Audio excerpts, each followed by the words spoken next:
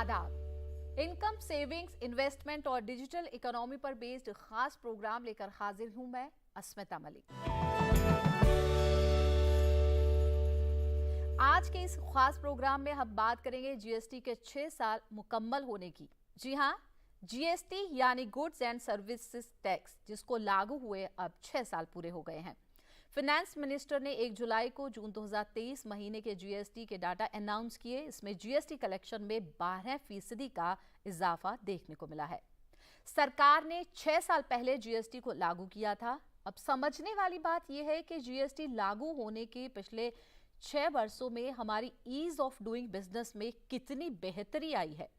इसी पर बात करने के लिए हमारे साथ स्टूडियो में मौजूद हैं 2 खास मेहमान। हमारे साथ स्टूडियो में है जाने माने टैक्स गुरु बिमल जैन और जाने माने वेल्थ मैनेजर सिद्धार्थ शर्मा। शुक्रिया। आप दोनों का बहुत बहुत वेलकम इस स्टूडियो में। 6 साल पूरे हो गए हैं जीएसटी को। बिमल जी, आप इसे कैसे देखते हैं? आपका फर्स्ट रिएक्शन क्या है इसको लेकर? अस्मिता, ये बहुत अच्छा क्वेश्चन हम सभी के लिए है। देखिए, जब जीएसटी आया था जुलाई 1, 2017 को, तो मैं आपको 4 एक बड़े पैरामीटर पिलर बताना चाहता हूँ कि जीएसटी आने से हमें क्या फ़ायदा हुआ। मल्टीप्लिसिटी ऑफ टैक्सेस जीएसटी में ख़त्म हो गए। अगर आप प्री जीएसटी में जाएं और जीएसटी रेजिम को देखें, 17 indirect taxes like central excise, service tax, VAT, entertainment tax, 17 different तरीके के इनडायरेक्ट टैक्स आपके ऊपर लगते थे। 23 सेस लगते थे, सब मर्ज होके एक बास्केट में आ गया। यानी पहले इतने multiple taxes, multiple law, multiple provision सारे खत्म हो गए और अब एक ही प्रोविजन है जीएसटी। दूसरा एडवांटेज मैं आपको दूं। देखिए, जीएसटी में कैस्केडिंग ऑफ टैक्सेस की बात भी बहुत इंपॉर्टेंट है। जब हम कैस्केडिंग ऑफ टैक्सेस की बात करते हैं तो हमारे ऑनरेबल फाइनेंस मिनिस्टर ने भी इस बार कहा, टैक्स के ऊपर टैक्स लगता था। तो मैं दर्शकों को समझाना चाहता हूं टैक्स के ऊपर टैक्स कैसे लगता था प्री जीएसटी में। मान लीजिए मैन्युफैक्चरर सेंट्रल एक्साइज ड्यूटी लगाता था मैन्युफैक्चरिंग के ऊपर। जब वो वैट डीलर के हाथ में जाता था तो जो वैट का कैलकुलेशन करता था वो सेंट्रल एक्साइज ड्यूटी के ऊपर भी कैलकुलेट करता था। यानी टैक्स के ऊपर टैक्स लग गया। वैट डीलर जो वैट लगाता था और सर्विस प्रोवाइडर को देता था, तो सर्विस प्रोवाइडर को वैट की क्रेडिट नहीं मिलती थी। ऐसे ही अगर service provider service tax charge करता था वैट डीलर को, तो वैट डीलर को सर्विस टैक्स की क्रेडिट नहीं मिलती थी। ऐसे कितने टैक्स थे जिसकी क्रेडिट आपको नहीं मिलती थी। एंटरटेनमेंट टैक्स ले लीजिए, सीएसटी ले लीजिए, एंटी टैक्स ले लीजिए। यानी ये टैक्स ऑन टैक्स जो प्री जीएसटी में लगता था, ये सारा खत्म हो गया। तो ये एडेड एडवांटेज हुआ हमारे लिए। दूसरा पिलर। तीसरा पिलर मैं आपको दूं, प्री जीएसटी में डबल टैक्सेशन होता था। अस्मिता, अगर प्री जीएसटी सिनारियो में अगर आप गए हों और 1000 रुपये का रेस्टोरेंट का बिल हो, तो आपने देखा होगा उस 1000 रुपये के ऊपर पूरा वैट लगता था और उसके 40% के ऊपर सर्विस टैक्स लग जाता था। यानी डबल टैक्स लग रहा था आपके ऊपर। ऐसे कई ट्रांजैक्शन थे, सॉफ्टवेयर, कंस्ट्रक्शन, वर्क्स कॉन्ट्रैक्ट, जिस पर डबल टैक्स लगते थे। जीएसटी ने इस डबल टैक्स को खत्म कर दिया।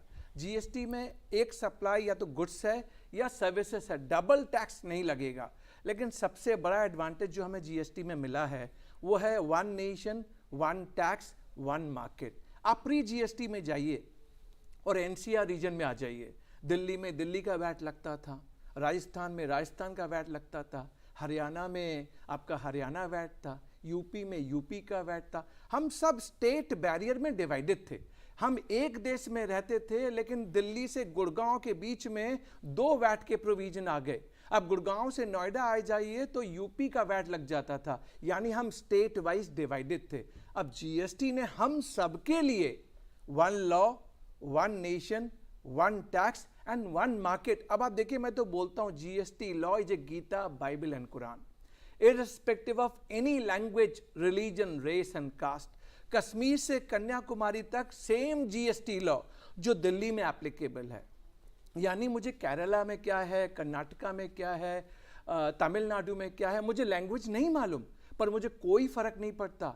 जो जीएसटी का प्रोविजन मैं कश्मीर में देख रहा हूं वो कन्याकुमारी तक as such 1 law, common law, applicable है। तो 4 एडवांटेज जो मैंने आपको बताए ना, अगर मेरा पहला रिएक्शन आप देखें तो जीएसटी ने हम सबको मल्टीप्लिसिटी से खत्म कर दिया, डबल टैक्सेशन खत्म हो गया, cascading of tax, tax on tax जो प्री जीएसटी में लगता था वो भी खत्म हो गया, और हम वर्चुअली अगर आप देखें यूनिफाइड हो गए, यूनिटी मिल गई, पूरा इंडिया एक मार्केट की तरह डेवलप हो गया। अब हम स्टेट में डिवाइडेड नहीं है और कोई लैंग्वेज रिलीजन हमारे लिए बैरियर नहीं है। जो जीएसटी लॉ आज दिल्ली में एप्लीकेबल है, विश्वास मानिए pan India same provision, that is realistic way. इसीलिए तो हम कह रहे हैं one law, one nation, one tax, one market. बहुत ही खूबसूरती से आपने एक्सप्लेन किया है सिद्धार्थ। एक इनके मुताबिक जैसे देखा जाए कि वेब ऑफ टैक्सेस था वो ख़त्म हो गया, जो टैक्स के नज़रिए से जो बॉर्डर्स थे वो ख़त्म हो गए। आप इसे कैसे देखते हैं, आपका रिएक्शन क्या है? वेल, मुझे लगता है जीएसटी का एडवेंट अपने में एक बहुत इम्पॉर्टेंट कॉन्सिक्वेंस और इम्प्लीकेशन उसने इकोनॉमी पे दिखाया है। जैसे सर ने कहा, ये एक यूनिफाइड टैक्सेशन है। इसके अंदर बहुत सारे जो टैक्सेस हैं, जैसे ऑक्ट्रॉय हो गया, वैट हो गया, एंटरटेनमेंट हो गया, लग्जरी हो गया, ये सारे के सारे अमलगमेट कर गए, ये सारे के सारे यूनिफाइड हो गए और एक टैक्स बन गया। इसके कारण क्या हुआ है, सिंप्लिसिटी ऑफ टैक्सेस बहुत आई है, both at the end of consumers and at the end of manufacturers. Manufacturers ने भी फायदा उठाया और कंज्यूमर्स ने भी फायदा उठाया इस टैक्स रजीम का, जिसके कारण क्या हुआ है, प्राइजेस बहुत कॉम्पिटिटिव हो गई और एंड कंज्यूमर्स को टैक्स ऑन टैक्स नहीं देना पड़ा। कैस्केडिंग इफेक्ट खत्म हो गई, जिसके कारण सर ने जैसे बताया कि कैस्केडिंग इफेक्ट्स हो रहे थे पहले टैक्सेस के अंदर, जो कि अब नहीं है। तो as a result of it जो मैं देखता हूं वो ये है, एक यूनिफाइड टैक्सेशन स्ट्रक्चर इस पूरे कंट्री के अंदर आया है, जहां जो जीएसटी का जो एक मोटो था, वन नेशन वन टैक्स, वो पूरी तरीके से इन लेटर एंड स्पिरिट फॉलो हुआ और देखा गया कि टैक्स कलेक्शन जो है वो मल्टीपल फोल्ड बढ़े, जो पहले नहीं बढ़ पाए थे। सो इन केस जो जून का जो रिकॉर्ड्स हाई आया है, 1.6 लाख करोड़ का जो टैक्स कलेक्शन हुआ है जीएसटी से, इट क्लियरली सिग्निफाइज कि ये जो टैक्स है ये सब एक कॉमन मैन, एक मैन्युफैक्चरर, एक इंडस्ट्रियलिस्ट, सबने इसको एक्सेप्ट किया है। और इसके जो बेनिफिट्स हैं, जो जैसे सर ने बताया कि कैस्केडिंग बच गया, डबल इफेक्ट ऑफ टैक्सेशन बच गया, सिंप्लिसिटी ऑफ टैक्सेशन आ गया, ट्रांसपेरेंसी इन द सिस्टम आ गया, बिकॉज ये पूरा का पूरा एक डिजिटाइज्ड वर्जन है, पूरा डिजिटल वे में सारे पेमेंट्स होते हैं। So as a result of which leakages बच गए, टैक्स इवेजन बच गया। तो इससे बड़ी और क्या बात होगी, जहां एक एंड तो बेस बढ़ गया और दूसरी एंड लोगों ने पूरा अपने टैक्सेस भी पे किए। So as a result of which मैं देखता हूं कि इस टैक्स ने इंडिया को एक बहुत कॉम्पिटिटिव एज दिया है in terms of manufacturing, in terms of price competitiveness and in terms of demand creation, जिसके कारण इंडिया का जो ईज ऑफ डूइंग बिजनेस में जो आज एक रैंकिंग देखी गई है वो बहुत इंप्रोवाइज हो गया। जी, तो आपके मुताबिक जो हमारे मुल्क में जो टैक्सेशन सिस्टम बहुत सिंपल हो गया है विद मल्टीपल बेनिफिट्स ऑल्सो, जैसे ये इसका जिक्र आपने भी किया था। लेकिन अब अगर हम हिंदुस्तान की बात करते हैं, हम अपनी इकोनॉमी की बात करते हैं, डेवलपिंग कंट्री है और जीडीपी की हम बात करते हैं, तो जीएसटी ने उसे किस तरह से एक्सेलरेट किया है, विमल जी? हाँ, देखिए, कुछ दर्शकों को मालूम होना बहुत ज़रूरी है। मैंने पहले आपको 4 पिलर बताए, अब मैं बताता हूँ जीएसटी ने हमारी इकोनॉमी में कैसे दम भरा है। जब जीएसटी आया था तब सिर्फ 67 लाख टैक्स पेयर जीएसटी में रजिस्टर्ड थे। आज हम लोग 1.4 करोड़ टैक्स पेयर रजिस्टर्ड हो गए जीएसटी में, पहला पार्ट। जब जीएसटी नया नया आया तो हमारी ऑन एन एवरेज जीएसटी की जो कलेक्शन हो रही थी वो हो रही थी 90,000 करोड़ रुपए पर मंथ के हिसाब से, ऑन एन एवरेज।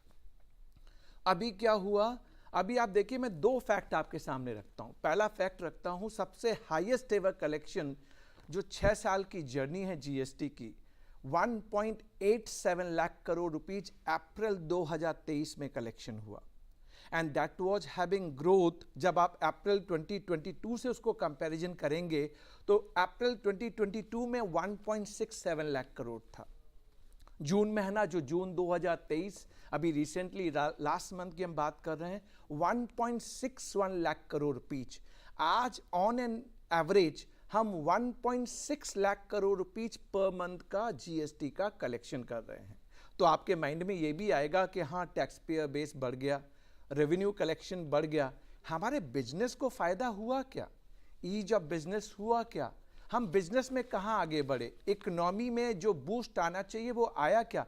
मैं एक एग्जाम्पल देता हूँ, एक इकोनॉमी की भी बात बताऊंगा और एक आम आदमी की भी बात बताऊंगा। देखिए, जब पहले टैक्स ऑन टैक्स लगता था तो मेरे प्राइस इनकॉम्पिटिटिव हो जाते थे। टैक्स ऑन टैक्स, जैसे मैंने आपको समझाया कि अगर आपने सेंट्रल एक्साइज के ऊपर वैट लगा दिया, मान लीजिए 100 रुपये का प्रोडक्ट है, 12 रुपये की सेंट्रल एक्साइज ड्यूटी लग गई, 112 रुपये पे फिर आपने वैट लगा दिया, तो प्राइस तो इनकॉम्पिटिटिव हो गई। जीएसटी ने क्या किया, सबसे पहले कैस्केडिंग को खत्म किया। तो मैं आपको एग्जाम्पल देता हूं, 3 प्रोडक्ट ले लीजिए जो आज कॉमन आदमी के हर किसी के घर में होंगे, वॉशिंग मशीन, रेफ्रिजरेटर और टीवी 27 इंच का। प्री जीएसटी में उसके ऊपर टैक्स का इंसिडेंस कितना आता था मालूम है आपको? 31.3% आता था प्री जीएसटी में, यानी 100 रुपये पे 31.3% आप टैक्स देते थे। पर अब जीएसटी में आप कितना देते हैं आपको मालूम है? 18%। चाहे वो वॉशिंग मशीन हो, चाहे वो रेफ्रिजरेटर हो, चाहे वो आपका टीवी अप टू 27 इंचेस का हो। मैंने एग्जाम्पल लिया आपके सामने। जब जो 131.30 माने रुपए 131 रुपये का होता था, जो 118 रुपये का हो गया, तो आप देखिए आम आदमी के लिए जो प्राइसिंग है, कॉमन आदमी के लिए जो प्राइसिंग है, वो चीपर हो गई। इस चीपर होने से क्या फायदा होता है इकोनॉमी के अंदर? देखिए, जैसे ही प्राइसेस कम होते हैं तो उसकी डिमांड बढ़ती है, डिमांड बढ़ती है तो मेरे जीडीपी को बूस्ट मिलता है। जब डिमांड बढ़ेगी तो मैन्युफैक्चरिंग भी बढ़ेगी, जीडीपी ग्रोथ भी होगा। इंडिया एक ऐसी इमर्जिंग इकोनॉमी है जो हम वर्ल्ड के मैप पे हम आगे बढ़ रहे हैं। हम 7% की जीडीपी ग्रोथ के साथ आगे बढ़ रहे हैं, जो हमारे नियर बाय कोई भी नहीं है। अगर हम इस जीएसटी को देखें और 90,000 करोड़ रुपए पर मंथ से 1.6 लाख करोड़ रुपीज का जीएसटी का कलेक्शन आ रहा है, इसका मतलब इतना माल हमारे यहाँ खपत हो रही है, बिक रहा है, चाहे वो गुड्स हो चाहे वो सर्विसेज हो। इसका सीधा एग्जाम्पल ये बन गया कि हमारा जीडीपी, हमारे इकोनॉमी बढ़ रहा है। जब हम ईज ऑफ बिजनेस की बात करते हैं, आप किसी भी बिजनेसमैन को ले लीजिए, पहले बेचारा सेंट्रल एक्साइज के लिए सेंट्रल एक्साइज के प्रोविजन देख, वैट के लिए वैट के प्रोविजन देख, वो भी एक स्टेट के नहीं। अगर उसका 10 स्टेट में बिजनेस है तो 10 स्टेट के वैट के प्रोविजन देखने पड़ते थे। सर्विस टैक्स के लिए सर्विस टैक्स के प्रोविजन देख, यानी 17 इनडायरेक्ट टैक्सेस जब आपने मर्ज कर दिए, सब्स्यूम कर दिए, अब आपको सिर्फ जीएसटी लॉ देखना है। और मैं आपसे नहीं कहता कि आप हर स्टेट में जाके रजिस्ट्रेशन लीजिए। अगर आप जीएसटी में हैं और दिल्ली में ही आपका सेटअप है तो आप दिल्ली से पूरे इंडिया में सप्लाई कीजिए, आपको कहीं और दूसरे स्टेट में रजिस्ट्रेशन लेने की जरूरत नहीं है, आप दिल्ली से सप्लाई कीजिए। इसीलिए तो हम कह रहे हैं GST is one law, one nation, one tax and one market. Please, GST का जो एडवांटेज मैंने आपको बताया आम आदमी के लिए और जीडीपी पे, इससे हम एग्री करेंगे कि जीएसटी ने हमारी इकोनॉमी को बूस्ट किया है। तो इकोनॉमी बूस्ट हुई है, यानी बहुत एक्सेलरेट किया है हमारी जीडीपी को। आप और क्या ऐड करना चाहेंगे सिद्धार्थ जी इसमें? मैम, मैं इससे बड़ी और क्या बात करूंगा कि कंजम्पशन बढ़ गया, प्राइस कॉम्पिटिटिव, जैसे सर ने बोला, प्राइस कॉम्पिटिटिव हो गए, जिसके कारण एक आम आदमी जो एक प्रोडक्ट को या एक आर्टिकल को नहीं खरीद पा रहा था, वो जीएसटी के आने से जब वो एक प्राइस चीप हुआ वो खरीद पा रहा था। As a result of it जो एक कॉमन मैन की जो रीच थी वो बढ़ गई। एंड सबसे बड़ी इंपॉर्टेंट चीज जो ये है कि एक यूनिफाइड टैक्सेशन बनाया। इसने क्या किया, इसने डिफरेंट स्टेट्स को कॉम्पिटिटिव बना दिया। अभी तक क्या था कि कोई किसी एक स्टेट में टैक्सेस ज्यादा थे, दूसरी स्टेट में टैक्सेस कम थे, तो उससे क्या हो रहा था, मैन्युफैक्चरर्स या इंडस्ट्रियलिस्ट एक स्टेट को प्रमोट कर रहे थे, दूसरी स्टेट को प्रमोट नहीं कर रहे थे। अब बिकॉज ये पूरा एक यूनिफाइड टैक्सेशन रेजिम आ गया है, इसके कारण ये जो टैक्स कि जो जिस तरीके से टैक्सेशन स्ट्रक्चर सिंप्लीफाई हुआ, इसने इंडस्ट्रियलिस्ट को एक बहुत बड़ा होराइजन दिया, एक ज्योग्राफिकल डाइवर्सिफिकेशन दिया कि वो अपने प्लांट्स को सेटअप कर सके और वो देख पाए कि it is a homogeneous growth for all through out the nation. तो उस हिसाब से अगर हम देखें तो हमें लगता है कि जो जीएसटी एज अ कॉन्सेप्ट और जीएसटी की जो इंप्लीमेंटेशन है और जीएसटी के जो रेवेन्यूज बता रहे हैं हमें, वो एक कंप्लीट सक्सेस रहा है। And as a result of it सारे तबके के लोग, चाहे वो एक इंडस्ट्रियलिस्ट हो, चाहे वो एक कॉमन मैन हो, चाहे वो एक सैलरीड क्लास हो, चाहे वो एक कोई भी XYZ कोई भी बंदा हो, तो उसने काफी बेनिफिट उठाए हैं इस जीएसटी के आने से। And as a result economy में एक बहुत बड़ी लहर दौड़ी है प्राइस को कॉम्पिटिटिव बनाने की, कंजम्पशन को बढ़ाने की, ईज ऑफ डूइंग बिजनेस को इम्प्रोवाइज करने की, एंड मोस्ट इंपॉर्टेंटली इंडिया के टैक्स रिजीम को सिंप्लीफाई करने के लिए, जहां काफी इंडस्ट्रियलिस्ट और काफी इन्वेस्टर्स आए और उस जीएसटी के फायदा से वो अपने प्लांट्स को सेटअप कर पा रहे हैं और टैक्स रिजीम का फायदा उठा पा रहे हैं, नए टैक्स रिजीम का। जी बिमल जी, जैसे अभी हमने आपने बताया कि कितना बहुत अहम रोल रहा है जीएसटी का हमारी जीडीपी में, इसने एक्सेलरेट किया, लेकिन एक व्यूअर के नज़र से मैं समझना चाहूँगी कि किस तरह से हुआ ये। देखिए, समझने के लिए बहुत सिंपल एग्जाम्पल लेना है आपको। आप कंज्यूमर हैं, आप कॉमन मैन बन जाइए आज की डेट में। कॉमन मैन क्या चाहता है? वो चाहता है कि जो रोज़मर्रा की मेरी चीज़ें हैं, मेरा दूध सुबह का, मेरा चावल, मेरा आटा, इस पे टैक्स ना लगे। आप यही चाहेंगे ना स्मिता? तो देखिए, जीएसटी ने बहुत ब्यूटीफुली चीज़ों को एनालाइज करके टैक्स के रेट लगाए। अब आपके दूध के ऊपर या चावल के ऊपर या गेहूं के ऊपर कोई जीएसटी नहीं है unless it is pre package and labelled. यानी इनने आम आदमी की जो रोज़मर्रा की जो चीज़ें हैं, आप खुला चावल लेके आइए, खुली दाल लेके आइए या गेहूं लेके आइए, उस पर कोई जीएसटी नहीं है। तो आप आम आदमी है तो आप क्या चाहेंगे कि मैं जो भी चीज़ें नॉर्मल, आपका टूथपेस्ट हो गया, टूथ पाउडर हो गया, घर के इलेक्ट्रिकल आइटम हो गए, फ़ैन हो गया, वॉचेज हो गए, आप क्या चाहेंगे? आप ये चाहेंगे कि प्री जीएसटी में जो रेट थे टैक्स के और जो जीएसटी में रेट हैं, जीएसटी में रेट कम होने चाहिए। मैं दर्शकों को एक चीज़ बताना चाहूँगा, दर्शकों से ये कहना चाहूँगा, देखिए जीएसटी में जो 4 बड़े स्लैब हैं जीएसटी की रेट के स्लैब, 5%, 12%, 18% एंड 28%, जब हमने स्टार्ट किया था। सबसे पहले आप देखिए, ऐसे बहुत से आइटम थे जो प्री जीएसटी में, जो मैंने अभी कुछ देर पहले आप सभी को बताया, लाइक वॉशिंग मशीन जो एक आम फैमिली के लिए ज़रूरी है, रेफ्रिजरेटर, एक टीवी जो 27 इंचेस का होता है, फ़ैन होता है। मैंने आपको रेट बताए, आपके washing machine, refrigerator, TV up to 27 inches 31.3% pre GST में टैक्स लगता था। यानी 100 रुपये का अगर प्रोडक्ट को मान लिया जाए, कॉस्टिंग मान ली जाए, उसके ऊपर 31.3% का टैक्स प्री जीएसटी में लगता था। अब अस्मिता, आप इस पे 18% का आप जीएसटी लगा रहे हैं तो 118 रुपये हो गया, आपको तो फायदा हो गया ना। और इस प्राइस के कम होने से हम सबको फायदा हुआ, क्योंकि कंज्यूमर को एक लोअर प्राइस पे मिल रहा है, और लोअर प्राइस पे मिलता है तो हमारी डिमांड बढ़ती है, फिर लोगों का चार्म बढ़ता है कि नहीं, पहले मैं खरीद नहीं पा रहा था, अब मैं जाके इसको खरीदता हूं। जब आप खरीदते हैं तो वो हमारी जो मैन्युफैक्चरिंग है, हमारी जो सर्विस सेक्टर है, उसको बूस्ट करता है। और जब जीडीपी पे इसका इफेक्ट आता है तो आप मान लीजिए एम्प्लॉयमेंट अपॉर्चुनिटी, इन्वेस्टमेंट जो बाहर से आना है, इंडस्ट्रियलाइजेशन जो होना, वो सारी चीजें एक साथ ग्रो करती हैं। ये कलेक्टिव विजडम है। ये तो मैंने एक एस्पेक्ट आपको बताया। दूसरे एस्पेक्ट को मैं आपके सामने और शेयर करूं। देखिए, जीएसटी में आने के बाद भी जब 28% का जीएसटी का स्लैब था तो हमें लगता था कि 28% बहुत ज़्यादा है। और मैं दर्शकों को बताऊं, जब हमने स्टार्ट किया था तो 28% के स्लैब में 230 से ज़्यादा प्रोडक्ट आते थे, बट आज ओनली 30 प्रोडक्ट्स रह गए हैं। यानी जीएसटी काउंसिल, जिसको चेयरिंग करती हैं हमारी ऑनरेबल फाइनेंस मिनिस्टर, और सभी स्टेट के फाइनेंस मिनिस्टर उस जीएसटी काउंसिल के पार्ट हैं, उनने ये इंश्योर किया है कि जो 28% का स्लैब था उसमें 230 प्रोडक्ट होते थे, उसमें अब सिर्फ 30 रह गए हैं। यानी 28% के जो प्रोडक्ट थे वो या 18 पे आ गए, या 12 पे आ गए, इवन 5 पे आ गए। जो 18 पे हुआ करते थे उनको वो 12 पे लेके आ गए जीएसटी रिजीम में। यानी जीएसटी का कलेक्शन बढ़ रहा है और रेट कम हो रहे हैं। तो आप देखिए, हम सबके लिए सबसे फायदेमंद बात क्या हो रही है कि जो जीएसटी काउंसिल है वो एक तरह से cooperative federalism, sub centre and state साथ मिलकर काम कर रहे हैं।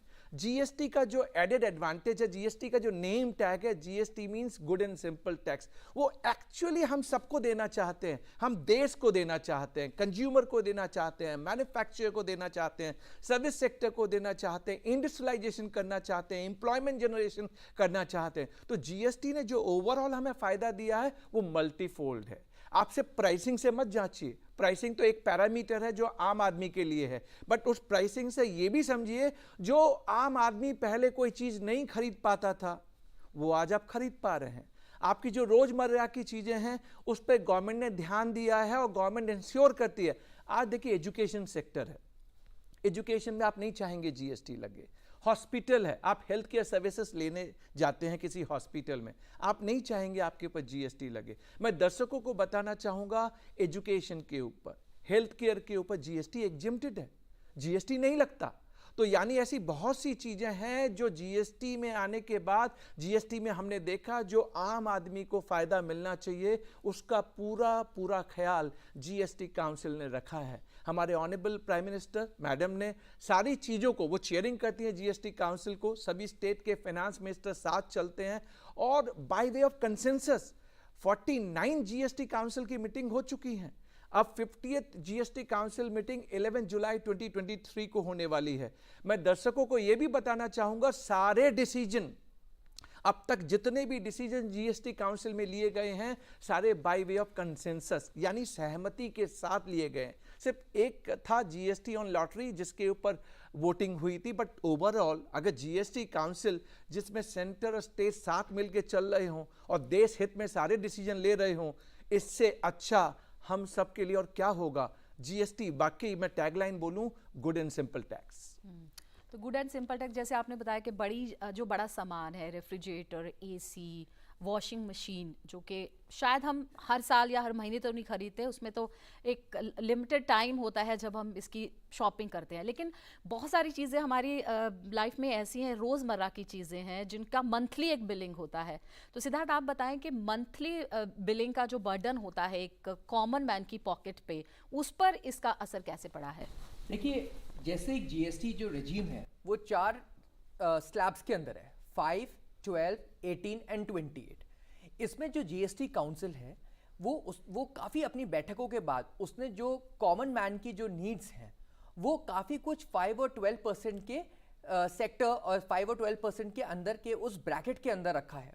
उसके कारण क्या है, जो एक कॉमन मैन को जो भी एक नेसेसिटीज़ की ज़रूरत होती है, चाहे वो इलेक्ट्रॉनिक गुड्स की हुई, चाहे वो आपके स्टेशनरी का हुआ, चाहे वो आपके ईटेबल्स हुए, तो वो सब 5 और 12% के अंदर जैसे ही आए तो आपका जो एक रेट है, एक कॉस्ट है, वो कम हो गई, जिसके कारण जो सप्लाई साइड की जो इश्यूज आ रहे थे, जिसके कारण महंगाई जिसको बार बार हम बात कर रहे थे, वो भी काफी कंट्रोल हुई जीएसटी के आने से, क्योंकि चीजें सस्ती हो गई। तो as a result of which एक कॉमन मैन की जो एक कैश फ्लो बनती है, एसेट्स और लाइबिलिटीज बनती हैं, जिस तरीके से वो अपने मंथली एक्सपेंसेस को देखता है, वो भी काफी कुछ रैशनलाइज हो गया जीएसटी के आने से, क्योंकि जीएसटी के अंदर मोर और लेस बहुत कुछ आइटम्स आ गए। As a result of which वो उसने ऑफसेट करना स्टार्ट कर दिया जीएसटी को, और as a result of which जो चीजें तो सस्ती थी ही ऑलरेडी, तो उसके कारण ये देखा गया कि एक कॉमन मैन के पास सेविंग्स भी ज्यादा हो रही है, वो अपने ज्यादा प्रोडक्ट्स को यूज भी कर पा रहा है, और उसका जो होराइजन है, अपनी जो प्लानिंग है, वो भी प्रॉपर तरीके से हो पा रहा है, बिकॉज मोर और लेस अब उसको पता है कि ये प्राइस इस दाम पे है, इस तरीके से जीएसटी क्रेडिट्स मिलता है, इस तरीके से वो यूटिलाइज कर सकता है और वो आगे बढ़ सकता है। तो इन दैट केस एक कॉमन मैन को तो एक बहुत फायदा हुआ है जीएसटी के आने से, और वो देख पा रहा है कि उसका जो मंथली कंजम्पशन है और जो मंथली बिलिंग है वो भी काफी कुछ रैशनलाइज हो गई है। अस्मिता, इसमें एक चीज ऐड करना चाहूंगा, चूंकि आपने ये पॉइंट रेज किया है कि एक आम आदमी के बजट पे क्या असर पड़ा। हमने रेट की तो बात की, रेट से हमें क्या फ़ायदा हुआ।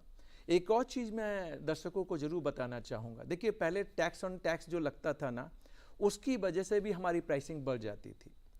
जैसा कि मैंने कहा कि अगर आप सेंट्रल एक्साइज के ऊपर वैट देंगे तो मेरी प्राइसिंग ओवरऑल बढ़ जाएगी। अगर मैं मैन्युफैक्चरर या डीलर हूँ तो मैं क्या करूँगा, मेरी प्राइसिंग जब बढ़ेगी तो अल्टीमेटली मैं कंज्यूमर से ही लूँगा। सो जीएसटी आने से आपको 2 फायदे हुए।